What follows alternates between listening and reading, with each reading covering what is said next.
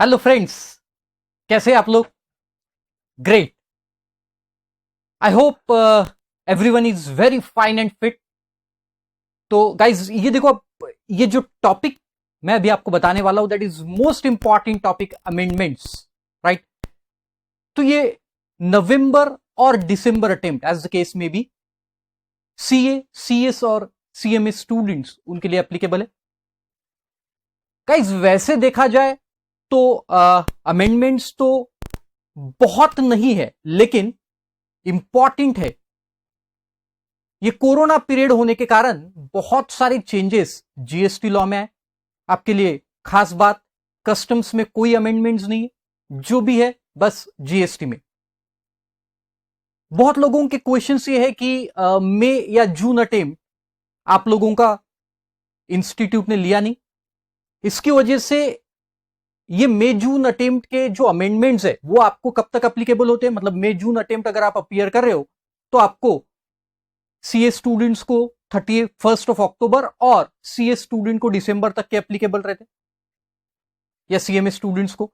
अब ये जो अमेंडमेंट्स है as per rules of ICAI, ICSI और सीएमए इंस्टीट्यूट, एग्जाम के 6 मंथ के पहले तक के अमेंडमेंट्स आपको एप्लीकेबल रहते। मतलब अब आपका नवंबर या दिसंबर अटेम्प्ट है तो आपको 30 April for CA and 30 June for CS and CMA, इनके ये अमेंडमेंट्स, यहां तक जो भी अमेंडमेंट हुए 31 जून 2020 तक, राइट, 20, तो ये पूरे अमेंडमेंट्स आप लोगों को एप्लीकेबल रहेंगे।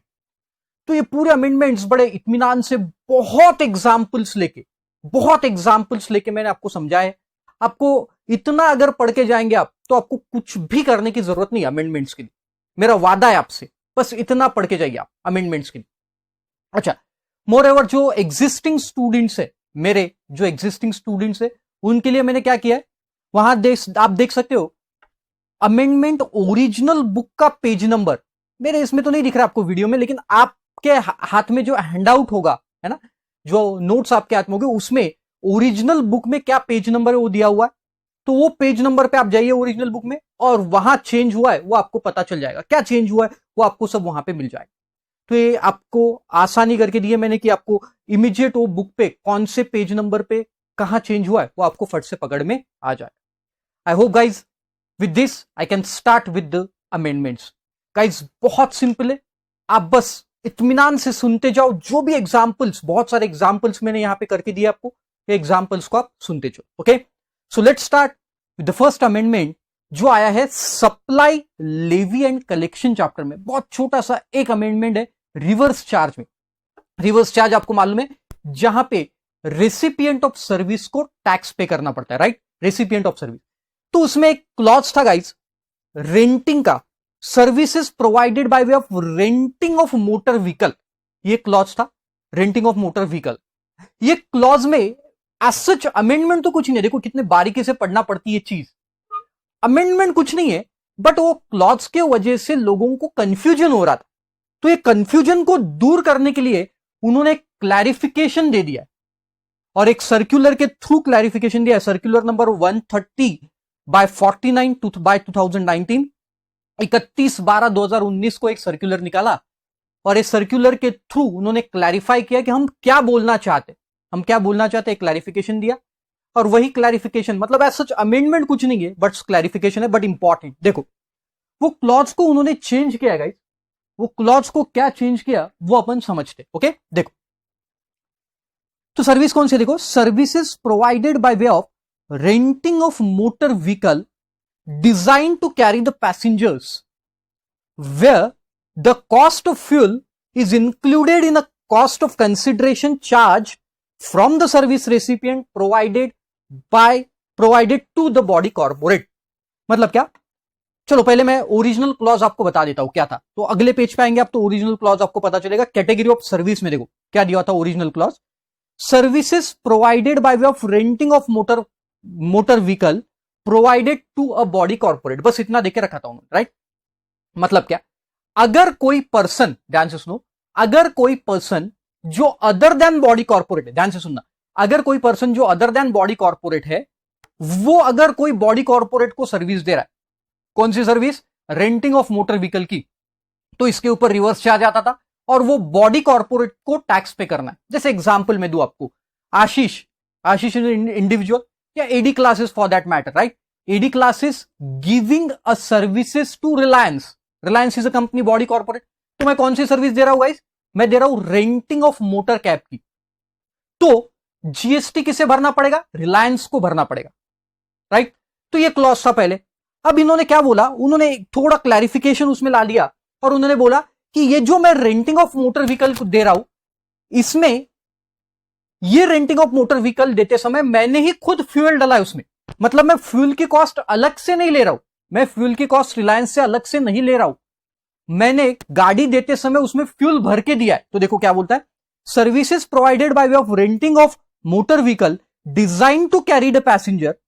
मैंने कोई गाड़ी या रेंट पे दी है, where the cost of fuel is included in the consideration charge from the service recipient. जैसे मैंने 10 ऑडी, मेरे पास 10 ऑडी और वो 10 ऑडी मैंने रिलायंस को दिया रेंट पे, तो 10 ऑडी में मैं फ्यूल भर के भी दे रहा हूं। ऐसा नहीं कि फ्यूल वो भरेगा रिलायंस, मैं फ्यूल भर के दे रहा हूं, राइट? तो ये था क्लॉज। अब ये सर्विस मैंने किसको देना चाहिए? बॉडी कॉर्पोरेट को, तो ही रिवर्स चार्ज आएगा। अगर ये सर्विस मैं कोई पार्टनरशिप फर्म को दे रहा हूं तो फॉरवर्ड चार्ज आएगा, मतलब मुझे टैक्स भरना पड़ेगा। मैं कोई इंडिविजुअल को दे रहा हूं तो मुझे टैक्स भरना पड़ेगा, फॉरवर्ड चार्ज आएगा। If this service is given to only body corporate, then only reverse charge would be applicable. Okay, sir अब दूसरे क्लॉज में देखो क्या बोलता है, सर्विस प्रोवाइडर कौन है? Service provided by way of renting of motor vehicle to a body corporate, ये प्रोविजन। अब प्रोवाइडर देखो कौन है, मतलब सप्लायर कौन है सर्विस का? Any person other than body corporate. मतलब क्या, देखो मान के चलो अभी पिरामल के साथ रिलेशन हो गए, किसके? हैं अंबानी खानदान के, पिरामल, राइट? अब ये पिरामल कंपनी ने रिलायंस को सर्विस दी, रिलायंस कंपनी, पिरामल ने रिलायंस को सर्विस दी, कौन सी? रेंटिंग ऑफ मोटर कैब, और फ्यूल भी इसमें इंक्लूड है। बताओ क्या रिवर्स चार्ज आएगा? The answer is no. अगर एक बॉडी कॉर्पोरेट दूसरे बॉडी कॉर्पोरेट को सर्विस दे रही है तो रिवर्स चार्ज नहीं आएगा।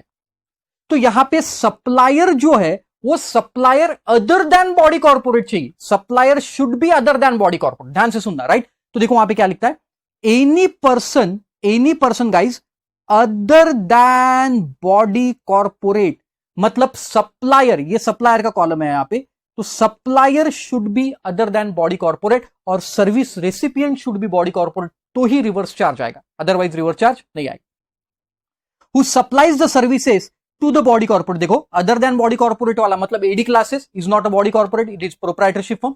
Providing the services to the body corporate मतलब Reliance, and does not issue an invoice charging CGST at the rate of 6% and SGST at the rate of 6%, total 12% to the service recipient. है ना मजेदार? देखो क्या क्या कहने का मतलब है इसका। देखो अगर ये सर्विस है आपकी, ध्यान से सुनना, रेंटिंग ऑफ मोटर व्हीकल वाली, तो ये सर्विसेज में दो रेट्स है। एक रेट है सीजीएसटी एसजीएसटी, पकड़ते हैं यहां पे अपन, और यहां सीजीएसटी एसजीएसटी। ध्यान से सुनना, 2.5%, 2.5%, 6%, 6%, ऐसे दो रेट में ये सर्विस। तो अगर ये सर्विस प्रोवाइडर मतलब मान के चलो एडी क्लासेस जो अदर देन बॉडी कॉर्पोरेट है और रिलायंस को मतलब बॉडी कॉर्पोरेट को सर्विस दे रहा है, अगर मैं ये रेट से चार्ज कर रहा हूं रिलायंस को, अगर मैं ये रेट से चार्ज, मतलब क्या, मेरे और उसके बीच का एग्रीमेंट ये हुआ है कि हम आपको 5% से जीएसटी, मतलब हम जब आपको बिल करेंगे, वैसे तो मैं बॉडी कॉर्पोरेट हूं, सॉरी मैं AD classes being a proprietorship firm हूं, तो मुझे तो कोई टैक्स आने वाला है नहीं, बराबर, क्योंकि सामने वाले को जीएसटी भरना है। बट वो जीएसटी उसे कौन से रेट से भरना पड़ेगा? 5% के रेट से भरना पड़ेगा। अरे समझ में आया? अगर ये सर्विस प्रोवाइडर या सप्लायर 6% से बिलिंग करता है, मतलब 6% दैट इज 12% से बिलिंग करता है, तो रिवर्स चार्ज नहीं आएगा, भले क्यों ना सामने वाला पर्सन फिर बॉडी कॉर्पोरेट है। बेटा ध्यान से सुनो मैं क्या बोल रहा हूं, और एक बार रिपीट करता हूं मैं, देखो ध्यान से सुनो।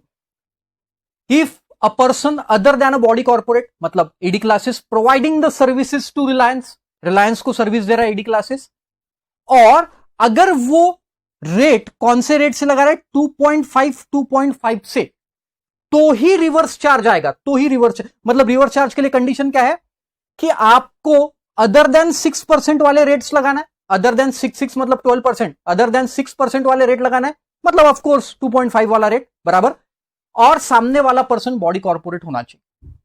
तो देखो अब पढ़ो, अब समझ में आएगा आपकी क्या बोलते हैं। देखो supplier any person other than body corporate, any person other than body corporate supplier होना चाहिए, who is providing the services to the body corporate Reliance and does not issue an invoice charging 6% CGST and 6% SGST। मतलब मैं जो invoice issue करूंगा वो 6% वाला नहीं होना चाहिए। इसका इनडायरेक्ट मतलब वो कितने परसेंट वाला होना चाहिए, 2.5 2.5 वाला।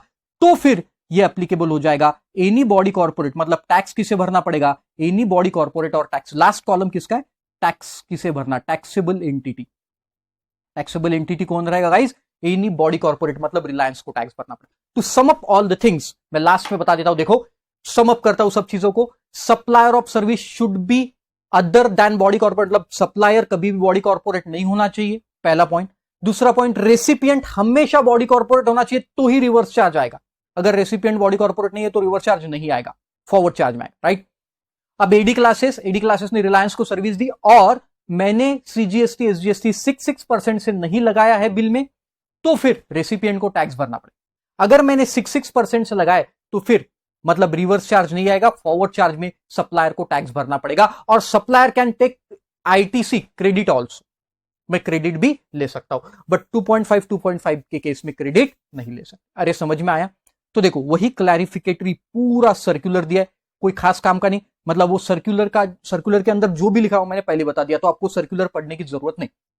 कंफ्यूजन क्या था आपके समझ में आ गया। देखो यहां पे सप्लायर ऑफ सर्विस में क्या दिया था, सप्लायर कौन है, देखो any person other than a body corporate paying the central tax at the rate of 2.5% on the renting of motor vehicles with input tax credit of input services in the same line of business. आपको याद होगा तो मैंने बताया था same line of business, मतलब मैं renting वाला हूं और मैं अगर रेंटिंग की सर्विस कहीं और से ले रहा हूं, मैं रेंटिंग वाला एक पर्सन हूं एडी क्लासेस, और मैं कोई और पर्सन से रेंटिंग की सर्विस ले रहा हूं, तो वही सर्विस का क्रेडिट मुझे मिलता है, बाकी और कोई आईटीसी नहीं मिलता है। लेकिन अब कंफ्यूजन कहां हो रहा था, क्लैरिफिकेशन क्यों आया इसमें, वो भी पॉइंट समझ लो आप। देखो अब मान के चलो कि मैं अनरजिस्टर्ड पर्सन हूं, AD classes is unregistered person and it provides the services to Reliance, right. तो अब देखो यहां पे क्लॉज क्या बोला था उसने, any person other than a body corporate, मतलब एडी क्लासेस बराबर है paying the central tax at the rate of 2. अरे भाई मैं रजिस्टर्ड ही नहीं हूं, तो हाउ कैन आई पे द टैक्स। तो यहां पे लोगों का कंफ्यूजन होता है, paying the service tax at the rate of 2.5%। अरे मैं सर्विस टैक्स जीएसटी में पे ही नहीं कर रहा हूं, तो फिर मैं इस क्लॉज में कैसे फंसूंगा। तो इसलिए गवर्नमेंट ने बोला कि ऐसा पर्सन जो 6% नहीं लगा रहा है, उसमें वो नहीं लिखा पेइंग द सर्विस जीएसटी, ऐसा नहीं लिखा, उसने बस लिख दिया जो जीएसटी नहीं पे कर रहा है 6% से, मतलब उसमें अनरजिस्टर्ड भी कवर होगा। जैसे मैं जीएसटी में रजिस्टर्ड नहीं हूं, तो इसमें मैं भी कवर हो गया कि मैं 6% से नहीं लगा के दे रहा हूं, किसको, बॉडी कॉर्पोरेट को, तो बॉडी कॉर्पोरेट को टैक्स भरना। इतना सिंपल क्लैरिफिकेटरी नेचर का अमेंडमेंट आया, बहुत सिंपल, ये पढ़ने की आपको कोई जरूरत नहीं, मैंने ऑलरेडी सब कुछ आपको बता दिया। चलो एक एग्जांपल देता हूं, मेरा एक क्लाइंट है पी कैब नाम का, पी कैब ये सर्विस देता है गवर्नमेंटल एंटिटी को। हमारे नागपुर में मेट्रो बनना शुरू है, मेट्रो, तो मेट्रो के लिए ये गवर्नमेंट के बहुत सारे ऑफिशियल्स है यहाँ पे जो एडमिनिस्ट्रेटिव वर्क देखते हैं। तो ये पिकैब वाला क्या करता है, उसके पास बहुत सारी व्हीकल्स है, वो पिकैब वाला ये व्हीकल्स वो गवर्नमेंट को, सेंट्रल गवर्नमेंट की बॉडी, सेंट्रल गवर्नमेंट है या स्टेट गवर्नमेंट जो भी है, इनके ऑफिशियल्स को रेंट पे देता है। तो बताओ यहां पे रिवर्स चार्ज आएगा क्या, और ये पिकैब वाला 2.5% से सीजीएसटी 2.5% से एसजीएसटी चार्ज कर रहा है, बताओ रिवर्स चार्ज आएगा। द आंसर इज नो, क्योंकि ये जो रेसिपिएंट है, ये रेसिपिएंट बॉडी कॉर्पोरेट नहीं है, ये बॉडी कॉर्पोरेट। अगर ये बॉडी कॉर्पोरेट होता तो फिर यहां पे रिवर्स चार्ज आता, क्योंकि पिकैब इज प्रोप्राइटरशिप हो, इट्स नॉट कंपनी। तो दोनों तीनों कंडीशन सेटिस्फाई होना चाहिए। कौन कौन सी, एक तो सप्लायर बॉडी कॉर्पोरेट नहीं होना चाहिए, राइट, रेसिपिएंट हमेशा बॉडी कॉर्पोरेट होना चाहिए, सप्लायर नहीं होना चाहिए, रेसिपिएंट हमेशा होना चाहिए, और ये जो जीएसटी है ये 6% नहीं लगाना चाहिए। ओके, तो फिर यहां पे आपका रिवर्स चार्ज आ जाएगा। तो एक क्लैरिफिकेटरी नेचर का अमेंडमेंट है। जो कि मैंने आपको बता दिया। देन नेक्स्ट इज सर्क्यूलर कुछ है, तो ये हर बार मैंने जैसा दिया देखो आपको, ये आपको समझ में आ जाएगा। ये amendment original book number, book के पेज नंबर आपका दिया हुआ है आपके नोट्स में, आप देख सकते हो। तो एक सर्क्यूलर क्लैरिफिकेशन दिया है उन्होंने, weather activity of bus body building is a supply of goods और सर्विसेज। तो इसका क्लैरिफिकेशन उन्होंने पहले भी दिया था। अब जैसे देखो हाईवे पे जाते हो आप लोग हाईवे पे जाते होंगे, तो आप वो ट्रक देखते, ट्रक देखा है कभी आपने? तो ट्रक में क्या लगता है, या बस ट्रक ऐसा रहता है कि जहां पे सिर्फ वो ड्राइवर जो है ना उसकी सीट रहती है और बाकी बॉडी पूरी कुछ भी नहीं रहती। किसकी बॉडी? अरे नलायक लोग, ड्राइवर की नहीं, ट्रक की बॉडी नहीं रहती है ना।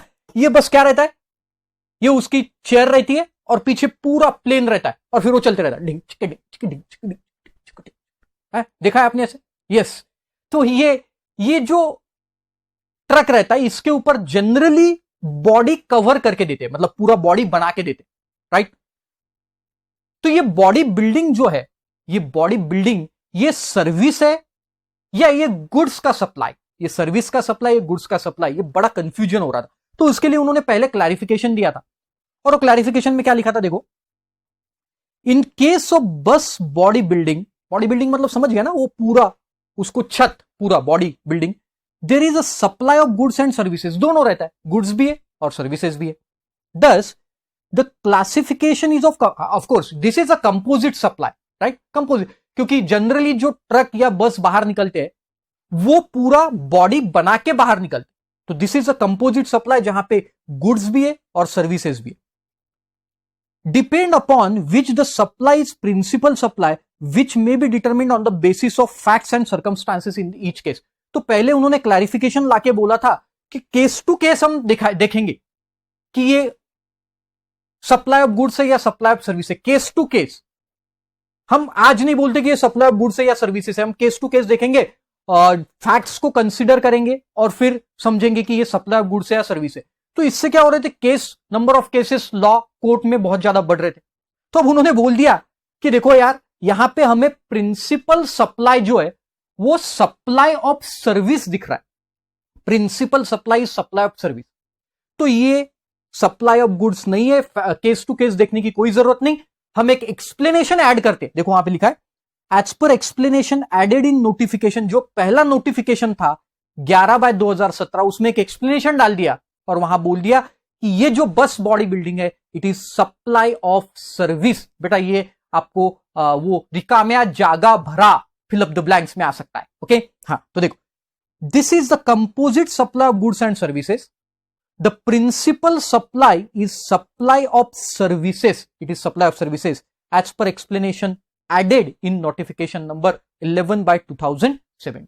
तो एक्सप्लेनेशन ऐड किया 22 नवंबर को, और फिर ये एक्सप्लेनेशन ऐड करके उन्होंने बोल दिया कि it is supply of service. अरे समझ में आई बात? पक्का? ग्रेट, समझ में आया, क्लियर है। अब देखो, इससे केसेस, नंबर ऑफ केसेस जो कोर्ट में जाने वाले ऑटोमेटिक क्या हो जाएंगे, रिड्यूस हो जाएंगे, राइट। गाइस मैं आगे बताना भूल जाऊं इसलिए कि आपने अगर मेरे यूट्यूब चैनल को अगर सब्सक्राइब नहीं कर लिया है तो सब्सक्राइब करो और वो बेल आइकॉन भी दबा देना भाई, राइट, तो आपको नोटिफिकेशन आते रहेंगे। और हमारी वेबसाइट है adclasses.in, है ना, adclasses www.adclasses.in। यहां पे भी मैं बहुत सारी चीजें डालते रहता हूं आपके काम के, रोज ब्लॉग्स डालते रहते हैं, है ना। ब्लॉग से आपको मोटिवेशंस या फिर कैसे पढ़ना ये सब चीजें आपको मिल जाएगी। और आपको कोई क्वेरीज आती है सब्जेक्ट से रिलेटेड तो आप मैसेज या और भी कोई चीज के लिए आपको क्वेरी करना है तो ये नंबर पे 8007858173 इस पे कर सकते हैं ना, एनी टाइम यू कैन। चलो, next topic is composition levy, है ना। बड़ा शानदार टॉपिक है और अच्छा अमेंडमेंट आया, लेकिन अगेन क्लैरिफिकेटरी नेचर का। तो कंपोजिशन में क्या है, कौन लोग कंपोजिशन में जा सकते हैं, आप लोगों को मालूम है? जिनका लास्ट ईयर का प्रीसीडिंग प्रीवियस ईयर का जो टर्नओवर है, that aggregate turnover should not exceed 1.5 crore, तो आप करंट ईयर में कंपोजिशन स्कीम के लिए अप्लाई कर सकते, ओके। बहुत सिंपल। अब ये एग्रीगेट टर्नओवर क्या होता है, ये आपको मालूम है कि जो भी मैं, जैसे मैं कंपोजिशन स्कीम में हूं तो मैंने जो भी टैक्सेबल सप्लाईज किए वो मेरे टर्नओवर में इंक्लूड हो गए। बट अगर कोई ऐसी चीज है जो मैंने परचेस किया है ना, परचेस किया और जिसके ऊपर मुझे आरसीएम में टैक्स भरना है रिवर्स चार्ज में, तो वो टर्नओवर में काउंट नहीं होगा। राइट, तो देखो वहां पे दिया है aggregate turnover means all the value of taxable supply but excluding the value of inward supply, मतलब purchase on which the tax is payable by the person on reverse charge basis, जिसपे मुझे reverse charge पे tax भरना है।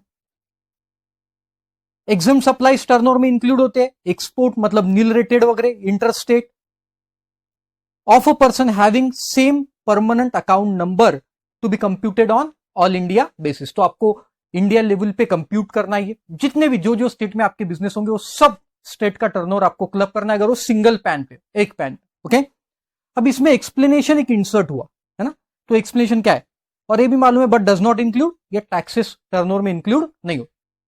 अब explanation क्या insert हुआ, मैं पहले आपको समझाने की कोशिश करता हूं। देखो बहुत सिंपल। अब क्या हो रहा था, मान के चलो कि चलो पहले मैं वैसे समझा देता हूं, एग्जांपल तो दिया है। लेट्स से कि आपका बिजनेस आपने चालू किया 1 अप्रैल को। ओके, अब 1 अप्रैल से लेके तो 30 जुलाई तक, 30 जुलाई तक आपका टर्नओवर है 19 लाख रुपीज या 20 lakh rupees for that matter, 20 lakh. So you are not liable to register, क्योंकि 20 लाख के ऊपर गया तो ही आपको रजिस्ट्रेशन लेना है, तो आपने रजिस्ट्रेशन नहीं लिया है ना, you had not taken the registration being your turnover does not exceed 20 lakhs rupees. Okay, अब सवाल यह था कि 20 लाख आपका क्रॉस हो गया 31 जुलाई को, तब आपने रजिस्ट्रेशन लेना चाहा। तो सवाल यह था कि जब हम 1.5 करोड़ की लिमिट देखेंगे, ये 1.5 करोड़ की लिमिट, क्या ये 1.5 करोड़ प्लस ये 20 लाख होंगे अलग से, मतलब टोटल 1 करोड़ 70 लाख होंगे, या फिर ये 1.5 करोड़ में ये 20 लाख इंक्लूड है। ये लिमिट जब हम देखेंगे तो ये 1.5 करोड़ में ये 20 लाख इंक्लूड है क्या, या फिर 1.5 करोड़ के ऊपर 20 लाख रहेंगे। तो सिंपल है, आपके भी दिमाग में आ गया होगा, सर ये 20 लाख तो ऑफकोर्स वो 1.5 करोड़ में इंक्लूड होना चाहिए, भले ही आप रजिस्ट्रेशन के लिए लायबल नहीं है। ध्यान से सुनो बेटा, भले ही आप 20 लाख तक रजिस्ट्रेशन के लिए लायबल नहीं हो, बट उन्होंने क्या बोला है कि आपका टर्नओवर जो aggregate turnover in preceding financial year, if it does not exceed 1.5 crore rupees, then you are liable for composition scheme.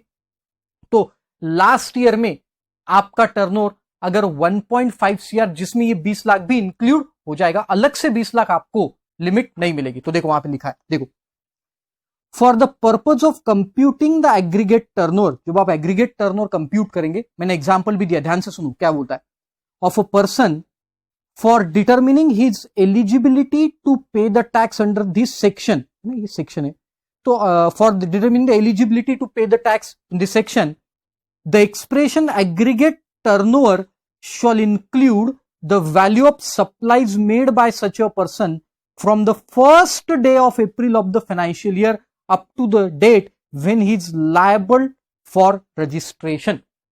मतलब 1 अप्रैल से, क्योंकि आपको प्रीसीडिंग फाइनेंशियल ईयर का आपको टर्नओवर देखना है, तो 1 अप्रैल से अगर आपका बिजनेस चालू हुआ, जहां से बिजनेस चालू होगा वहां से आपको टर्नओवर काउंट करना पड़ेगा, और वो टर्नओवर कहां तक, till the date you have taken the registration, वो टर्नओवर भी एग्रीगेट टर्नओवर में इंक्लूड होगा।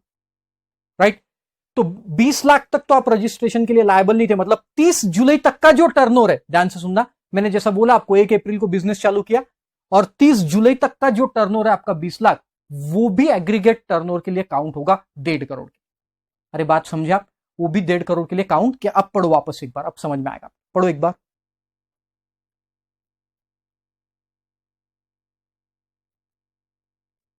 सिंपल, बस ये एक्सप्लेनेशन इंसर्ट किया।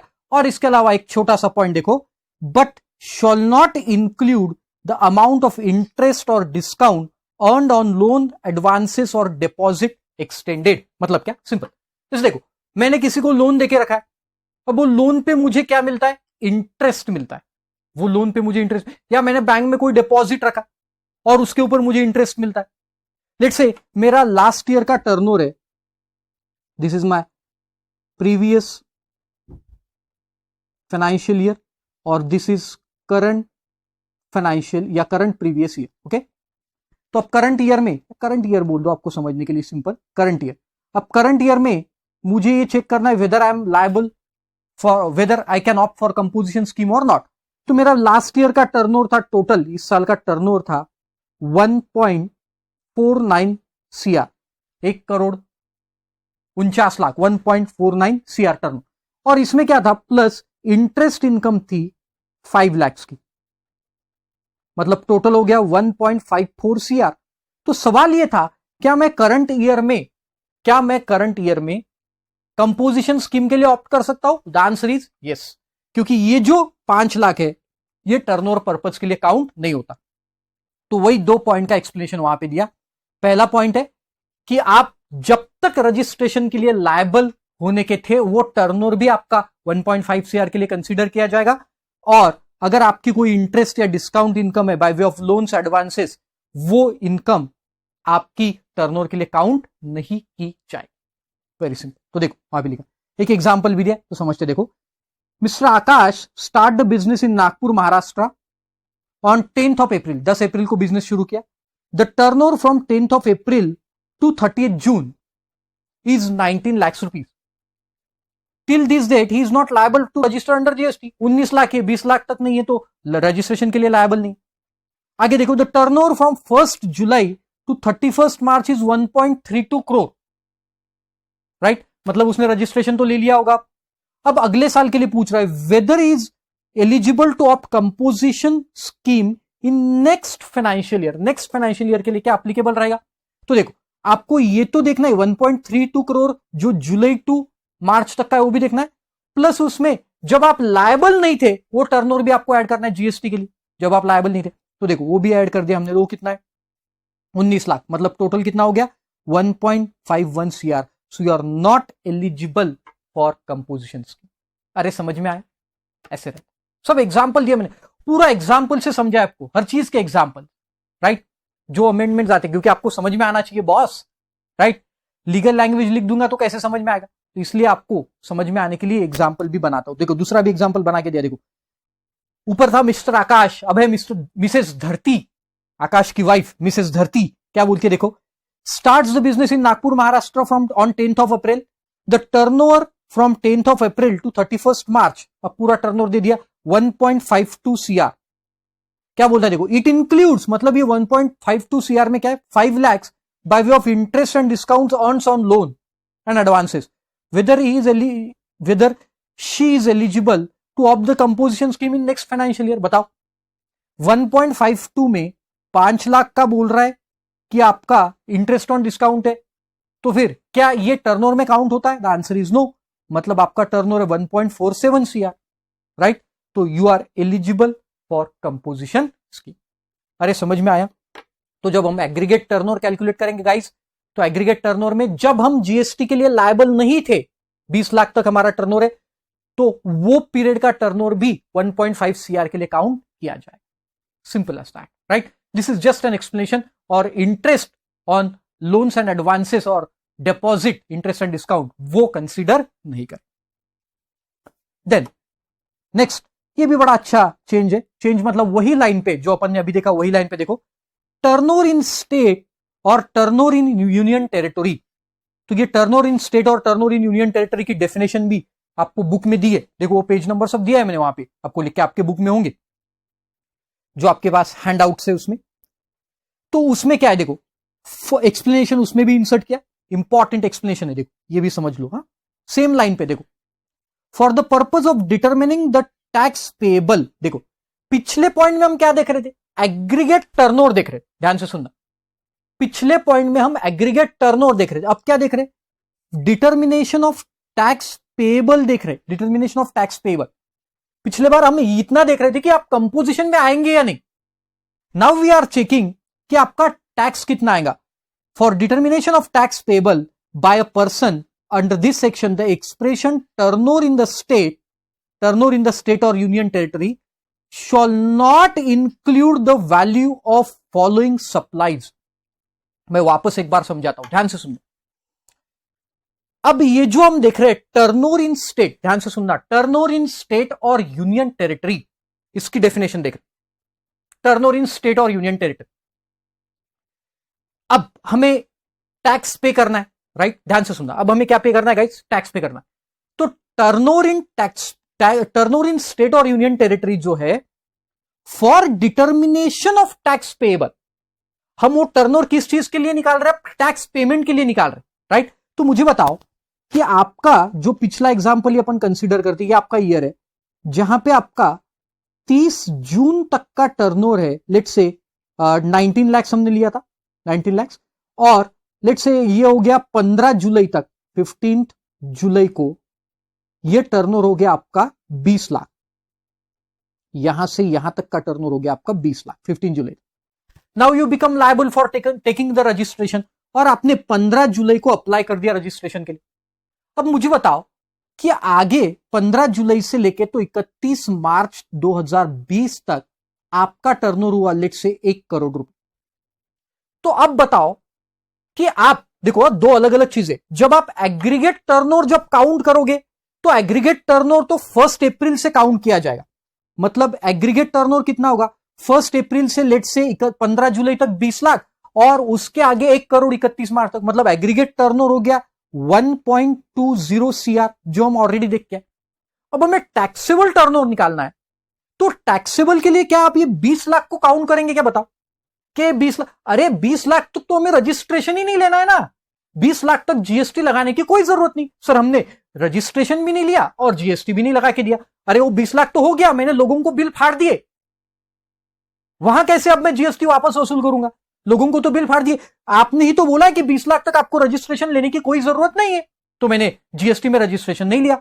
जब मेरा टर्नओवर 20 लाख के क्रॉस हो गया 15 जुलाई को, तब मैंने रजिस्ट्रेशन लिया। बताओ कौन से टर्नओवर पे मुझे टैक्स भरना है? तो ये टैक्सेबल टैक्स लायबिलिटी जब आप कैलकुलेट करने की बात आएगी, तो फिर आपको बस इतना टर्नओवर देखना पड़ेगा, मतलब 1 करोड़ पे टैक्स भरना पड़ेगा। अरे बात समझ में आई आपके? तो देखो बड़ा मजेदार चीज है, एग्रीगेट टर्नओवर देखेंगे तो 1 अप्रैल से आपको काउंट करना पड़ेगा, लेकिन जब आप taxable for determining tax liability अगर टर्नओवर देखते हो, देखो दोनों अलग अलग चीज है। For determination of tax liability जब आप देखोगे तो देखो क्या लिखता है, does shall not include the value of following supply. कौन सा? Supplies from the first day of April of the financial year up to the date on which he become liable for registration. तो कब liable हुआ? 15 जुलाई तक। तो ये 15 जुलाई तक का जो टर्नओवर है, उसके लिए आपको कोई जीएसटी भरने की जरूरत नहीं, टैक्सेबल टर्नओवर में उसे काउंट नहीं किया जाए। और दूसरा, amount of interest discount earn on loans और एडवांसेस और डिपॉजिट एक्सटेंडेड। मतलब जैसे अब मान के चलो कि यहां पे ये 15 जुलाई से 1 करोड़ हो गया मेरा, बराबर, और ये 1 करोड़ प्लस मेरा 10 लाख रुपए का मैंने इंटरेस्ट भी कमाया ये पीरियड में 10 लाख रुपए का इंटरेस्ट। बताओ जीएसटी कितने पे भरना पड़ेगा? 1 करोड़ पे। ये 10 लाख पे मुझे जीएसटी नहीं भरना। अरे बात समझे? भले क्यों ना ये 10 लाख रजिस्ट्रेशन लेने के बाद है, बट ये क्या है? एग्जेम्प्ट है। But shall not include supplies on first day of April till the time he taken the registration and the amount of interest on loans and advance. I hope आपको ये पॉइंट समझ गया, right? चलो ये वही point यहां पे दिया, देखो सेम पॉइंट मैं एक बार वापस रिपीट कर रहा हूं गाइस। एग्रीगेट टर्नओवर के लिए जब तक आप रजिस्ट्रेशन के लिए लायबल नहीं हो, वो भी टर्नओवर आप कंसीडर करेंगे, लेकिन उसमें इंटरेस्ट वाला पोर्शन नहीं कंसीडर करेंगे। और टैक्सेबल टर्नओवर के लिए जब तक आप लायबल नहीं हो, तब तक का टर्नओवर कंसीडर करने की जरूरत नहीं है। उसके बाद रजिस्ट्रेशन लेने के बाद का टर्नओवर आपको कंसीडर करना पड़ेगा फॉर टैक्स पेबल। और यहां पे भी इंटरेस्ट का कंसीडर करने की कोई जरूरत नहीं। सेम पॉइंट देखो, नेक्स्ट देखो, सेम पॉइंट है जो आपका वो 10% वाला याद है आपको? 10% ऑफ एग्रीगेट टर्नओवर और ₹5 lakh, whichever is higher. अगर आप कोई गुड्स सप्लाई कर रहे हो और गुड्स के साथ साथ सर्विसेज का भी सप्लाई करना है, तो मैक्सिमम कितनी सर्विस सप्लाई कर सकते हो आप? याद आ रहा है? मैक्सिमम कितनी सर्विस? 10% ऑफ एग्रीगेट टर्नओवर और 5 lakh, whichever is higher, right? तो देखो, further for the purpose of computing the limit of 10% of turnover of state or union territory in the preceding financial year, the interest and discount earned on loans and advances deposits shall not be taken into account for determining the value of turnover in the state and union territory. अरे समझ में आया? तो जो हम 10% का limit देखते थे, एक आपके बुक में मैंने एग्जांपल देके रखा है गाइस, लास्ट ईयर के एग्रीगेट टर्नओवर का 10% करते और 5 लाख। तो देखो यहां पे भी एक एग्जांपल देके रखा है, तो आपके समझ में आएगा। देखो, Sairam is engaged in supply of goods supply कर रहा है, his aggregate turnover in preceding financial year is rupees 84 lakh. Last financial year में 84 लाख, तो ये हमारा लास्ट फाइनेंशियल ईयर था, 84 लाख का टर्नओवर था। Okay guys, this is your current financial year. और इस साल आप कितनी सर्विस सप्लाई कर सकते हो गुड्स के साथ, वो पूछा। देखो, this include income by way of interest on loans and advances to the tune of rupees 4 lakh. अब इसमें 4 लाख इंटरेस्ट की इनकम है। State the value he can supply for the services other than restaurant services. कितने value की service वो इधर दे पाएगा। तो देखो, अब आप 10% किसका करोगे बताओ। 10% नंबर 1 और 2 तो 5 लाख फिक्स रहता है, तो 10% आप किसका करोगे गाइज, 80 लाख का 10%। जब आप 10% करोगे तब आप ये इंटरेस्ट वाले पोर्शन को कंसीडर नहीं, बेसिकली इसको टर्नओवर पर्पज के लिए या टैक्स पर्पज के लिए इंटरेस्ट को कंसीडर नहीं करना है, बस इतना ध्यान रखना। तो 8 लाख और 5 lakh whichever is higher, मतलब 8 लाख की सर्विस करंट ईयर में प्रोवाइड कर सकते 8 लाख। अरे ध्यान में आया 8 लाख। वो पॉइंट में वापस आपको एक बार रिपीट कर दूं जिन लोगों को नहीं पता। गाइज, आप सप्लाई ऑफ गुड्स में एंगेज हो। कुछ पर्सन ऐसे होते हैं जो सप्लाई ऑफ गुड्स तो कर रहे हैं, लेकिन उसके साथ साथ कभी कभी कुछ सर्विस भी देना पड़ता है। जैसे एग्जांपल मैंने आपको दिया था कि आपकी फैक्ट्री है, आप फैक्ट्री से गुड्स निकाल रहे, अब आपने क्या किया कि ट्रक भी आप ही के पास का है, मतलब ट्रांसपोर्टेशन की सर्विस भी आप दे रहे। तो आपने लेट्स से कि पूरे साल भर में 80 लाख के गुड्स सप्लाई की, तो मैक्सिमम सर्विस आप कितने लाख की दे सकते हो, तो पिछले साल के टर्नओवर का 10% और 5 लाख विच एवर दैट, मतलब ट्रांसपोर्टेशन सर्विस मैक्सिमम 8 लाख की दे सकते हो। मैक्सिमम 8 लाख की सर्विस, ट्रांसपोर्टेशन सर्विस आप दे सकते हो। अरे बात समझ में आई मैंने क्या बोला गाइस, राइट। अब ये 8 लाख तक आपकी सर्विस जा सकती है। अब मान के चलो कि ये 8 लाख, चलो और एक थोड़ा सा ट्विस्ट डाल देते समझने के लिए, इतना तो समझ गया हो। अभी 8 लाख तक आप सर्विस दे सकते हो, तो ये 8 लाख अगले साल जो आपने सर्विस दी, लेट से उसमें भी 7 लाख की ट्रांसपोर्टेशन सर्विस है और 1 लाख रुपए का इंटरेस्ट का इनकम है। 8 लाख की सर्विस है और 1 लाख रुपए का interest by way of extending loans and deposit वाला इनकम, तो क्या उसे कंसीडर करेंगे? The answer is no. मतलब अभी भी आपके पास 1 लाख रुपए का स्कोप है, क्योंकि 7 लाख रुपीस की ही आपने ट्रांसपोर्टेशन सर्विस दी, तो 1 लाख रुपए का और आपके पास स्कोप है, क्योंकि उसमें भी ये इंटरेस्ट को कंसीडर नहीं किया। आई होप आपको समझ गया होगा। ओके, वापस एक बार एग्जांपल से देखो और क्लियर हो जाएगा। देन ये था वो 6% वाला, याद है आपको, 3% प्लस 3%। ऐसे सर्विस प्रोवाइडर जो मतलब जो लोग 10(1), 10(2) या फिर जो रेस्टोरेंट सर्विस है उसमें कवर नहीं हो रहे थे, उनके लिए कंपोजिशन स्कीम लाया गवर्नमेंट ने, और उनको बोला अगर आपका प्रीवियस ईयर में 50 लाख से नीचे अगर आपका एग्रीगेट सप्लाई है, तो आप करंट ईयर में ये कंपोजिशन स्कीम के लिए अप्लाई हो सकते, राइट। याद है आपको कंपोजिशन स्कीम? तो अच्छा, इससे पहले ये दूसरा पॉइंट है, चलो ये भी बता देता हूं मैं आपको। एक सेकंड, इसको रुक जाओ, पहले ये पॉइंट देख लेते। इसमें एक ऐड हुआ है 10(2) में, पहले 10(2) देख लेते, वो अगले वाले पेज पे जो अपन अभी देखने वाले, नेक्स्ट पेज। तो 10(2) में क्या हुआ? Broadly 6 categories of registered person not eligible to opt the composition scheme. Composition scheme में ऑप्ट करने के लिए ये 6 कैटेगरी के लोग, पहले यहां पे 5 लिखा हुआ करता था, अब ये 6 हो गए, राइट। तो देखो ये 6 कौन सा ऐड हो गया, ये लोग एलिजिबल नहीं है कंपोजिशन के लिए। तो आपको मालूम है supplier other then mention in point number 4, already हम लोगों ने देखा है। इंटरस्टेट सप्लाई जो करते हैं, तो ऐसे सप्लायर जो नॉन टैक्सेबल गुड्स का सप्लाई करते हैं वो कंपोजिशन में नहीं आ सकते। नॉन टैक्सेबल, पेट्रोल, डीजल या फिर अल्कोहल, घूम लो, पेट्रोल मतलब घूम लो, घूमना, और अल्कोहल मतलब झूम लो, घूमने और झूमने वाले, घूम लो और झूम लो, ये दोनों गुड्स के लिए ये वाला स्कीम जो है वो एप्लीकेबल नहीं है, कंपोज घूम लो झूम लो गुड्स के लिए। देन पर्सन जो इलेक्ट्रॉनिक कॉमर्स ऑपरेटर के थ्रू गुड्स सप्लाई कर रहा है, manufacturer of certain notified goods हो, cocoa, tobacco and tobacco products, then ice cream, इनके लिए कंपोजिशन स्कीम नहीं। और ये 6 क्या है देखो, he is a casual taxable person, अगर वो कैजुअल टैक्सेबल पर्सन है और वो नॉन रेसिडेंट टैक्सेबल पर्सन है, तो नॉन रेसिडेंट टैक्सेबल पर्सन या कैजुअल टैक्सेबल पर्सन भी, नॉन रेसिडेंट या कैजुअल टैक्सेबल पर्सन भी आपके कंपोजिशन स्कीम नहीं ले सकते, राइट। तो ये क्लॉज पहले भी था, earlier point number F was there but it is given in rules, वो रूल्स में था, अब उसको एक्ट में लाया है ना, रूल से उसको एक्ट में लाया, सेक्शन 10(2) में ऐड कर। ये पॉइंट पहले भी था, आपने पढ़ा होगा, कैजुअल टैक्सेबल पर्सन और non resident taxable person composition में नहीं आ सकते, लेकिन अब उसको वो कहां दिया था, रूल्स में, तो अभी उसको एक्ट में, क्योंकि इसका रीजन क्या है, एक्ट ऑलवेज ओवरराइड रूल, तो इसलिए वो रूल से एक्ट में लेके आ गया। अरे समझ में आया, वो भी दिया है आप, तो ये पॉइंट ऐड हो गया अभी। चलो एक बार देख लो कौन कौन से लोग कंपोजिशन स्कीम में नहीं आ सकते, वेरी सिंपल।